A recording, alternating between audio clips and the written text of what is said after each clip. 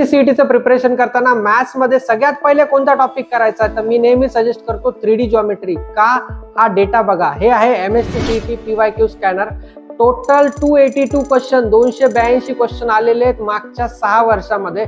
आणि त्या चॅप्टर मध्ये जे 7 टॉपिक आज सांगणार आहे त्याच्यावर सगळ्यात जास्त क्वेश्चन आलेले आहेत. त्याच्यामध्ये पहिला टॉपिक आहे equation of line in 3D, त्यानंतर स्क्यू लाईन्सचं शॉर्टेस्ट डिस्टन्स, त्यानंतर आहे फुट ऑफ परपेंडिक्युलर वाले क्वेश्चन, त्यानंतर आहे चौथा equation of plane in different forms, पाचवा आहे अँगल बिटवीन लाईन किंवा angle between plane and line, त्याच्यानंतर 6वा आहे प्लेन मधले जे मिक्स क्वेश्चन आहेत लाईनचे आणि प्लेनचे, आणि 7वा जो पार्ट आहे तो आहे जे इंटरसेक्शन ऑफ प्लेनचे क्वेश्चन येतात तो वाला पार्ट. तर हे 7 टाईपचे जर क्वेश्चन तुम्ही व्यवस्थित केले तर मला असं वाटतं मॅथ्स मधला स्कोर हा खूप चांगला येऊ शकतो आणि सीईटीचा रँक सुद्धा वाढू शकतो. अशाच स्कॅनरसाठी मॅथ्स वर्गाला फॉलो करा.